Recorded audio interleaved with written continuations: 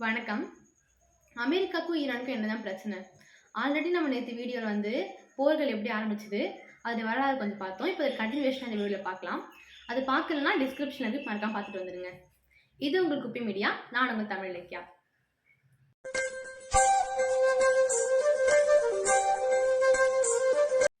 அமெரிக்காக்கும் ஈரானுக்கும் என்னதான் பிரச்சனை? ஈரானுக்கும் இஸ்ரேலுக்கும் என்னதான் பிரச்சனை? கொஞ்சம் பழைய வரலாறு பார்த்துட்டு வருவோமா?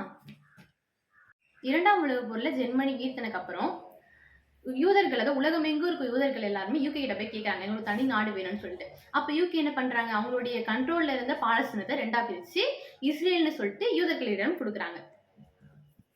அப்ப முதல்ல இஸ்ரேல் உருவாக்கினதுக்கு அப்புறம் அவங்களுக்கு ஆதரிச்ச நாடுன்னு பாத்தீங்கன்னா ஈரான் தான். பிரிட்டன் எடுத்த இந்த முடிவுகள் எல்லாம் கல்ஃப் கண்ட்ரிஸ் எதிர்த்தாங்க இஸ்ரேல.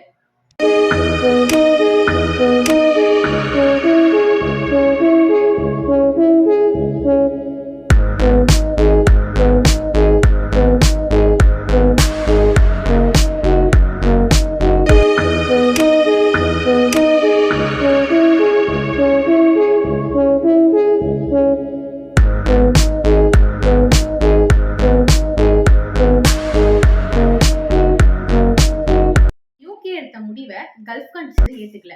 எல்லாருமே இஸ்ரேல ஒரு நாடா ஏத்துக்கல. அதுக்கு பதில் அவங்க மேல போர் தொடுக்க ஆரம்பிச்சாங்க. ஃபர்ஸ்ட் ஏத்துக்கிட்ட ஈரான், அதுக்கப்புறம் அவங்க நடந்த ஆட்சி மாற்றத்தினால அங்க புது ஆட்சியாளர்கள் அவங்கள ஏத்துக்கல. அதுக்கப்புறம் ஈரானுக்கும் இஸ்ரேலுக்கும் பனிப்போர் நடக்க ஆரம்பிக்குது. அதுக்கப்புறம் இஸ்ரேலை ஏத்துக்காத ஈரான் ஹமாஸ், யூத்தீஸ், இஸ்புல்லா போன்ற மறைமுறை தாக்குதல்ல ஈடுபடுறாங்க. திடீர்னு ஒரு நாள் ஹமாஸ் 1000க்கும் மேற்பட்ட ராக்கெட்டை இஸ்ரேல் மீது போடுறாங்க. அது மட்டும் இல்லாம 200க்கும் மேற்பட்ட பனை கைதிகளை காசாக்குள்ள கொண்டு போறாங்க. அந்த ராக்கெட் தாக்குதலால 1000க்கும் மேற்பட்ட பேர் இஸ்ரேல்ல சாகுறாங்க.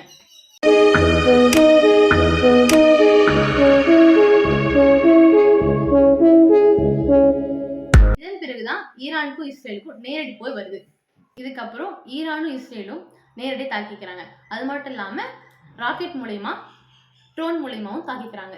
அமெரிக்காவோட பிரசிடென்டா ஜோ பைடன் இருந்த வரைக்கும் இஸ்ரேலுக்கு மறைமுகமா ஆதரவு கொடுத்துட்டு இருந்தாங்க. அதுவே இப்ப கரண்ட்ல பாத்தீங்கன்னா ட்ரம்ப் ஆட்சிக்கு வந்ததுக்கு அப்புறம் அவர் நேரடியாவே அவங்களுக்கு இஸ்ரேலுக்கு ஆதரவு கொடுத்ததுல ஈரான் யுரேனியம் என்ரிச்மென்ட் பண்ணி நியூக்ளியஸ் வெப்பன்ஸை தயாரிக்கிறாங்கன்னு சொல்லிட்டு அமெரிக்கா அவங்க மேல ஒரு குற்றச்சாட்டுல வைக்கிறாங்க. அமெரிக்காவுக்கும் ஈரானுக்கும் பேச்சுவார்த்தை நடக்குது. பட் அது தோல்வியில முடியுது.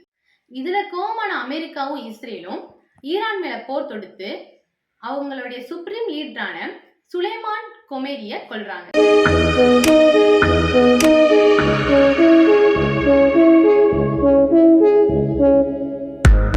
இதற்கு எதிராக ஈரான் பாத்தீங்கன்னா இஸ்ரேல் மீதும் கல்ஃப் கண்ட்ரிஸ்ல உள்ள அமெரிக்கா பேசிஸ் மீதும் தாக்குதலை நடத்துறாங்க.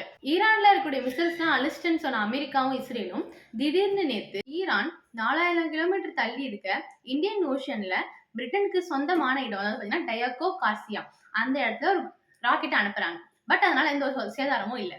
மாட்டேன்னு சொன்ன யூகேவை சண்டைக்கு இழுக்கிறாங்க. இதனால கோவப்பட்ட அமெரிக்காவும் இஸ்ரேலும் ஈரானுக்கு சம்பந்தமான யுரேனியம் என்ரிச் பண்ற இடத்துல தாக்குதல் நடத்துறாங்க. அதனால அங்க என்ன நியூக்ளியர் ரியாக்ஷன் ஏற்பட்டிருக்குன்னு தெரியல. ஆல்ரெடி அமெரிக்கா ஜப்பான் மேல வீசின குண்டால அங்க ஒரு புல்லு பூண்டு கூட முளைக்கல. பசுமையா அந்த ஜப்பான்ல இந்த நிலைமைனா பாலைவனம் மாதிரி இருக்க ஈரான்ல நியூக்ளியர் கருவீழ்ச்சி ஏற்பட்டா என்ன உண்டாகும்? அதனால ஈரான் மட்டும் பாதிக்கப்பட போவதில்லை, அமெரிக்காவோட நட்பு நாடுகளாக இருக்கிற கல்ஃப் கண்ட்ரி பாதிக்கப்படும். ஈரானுக்கு இந்த பக்கம் இருக்கக்கூடிய அஜர்பைஜான், அர்மேனியா, நேட்டோ கண்ட்ரியான டர்க்கி போன்ற நாடுகள்லாம் அஃபெக்ட் ஆகுறாங்க. அமெரிக்கா என்னதான் பீஸ்டலுக்கு கூப்பிட்டாலும் ஈரான் அவங்க போருக்கான நஷ்டீடு கேக்குறாங்க. கொடுத்தாதான் ஸ்டேட் ஆஃப் ஹார்மோஸ் தரப்பன்றாங்க. இதனால 200க்கும் மேற்பட்ட ஆயில் கண்டெய்னர்ஸ் பெர்ஷியா கல்ஃப்ல நிக்குது.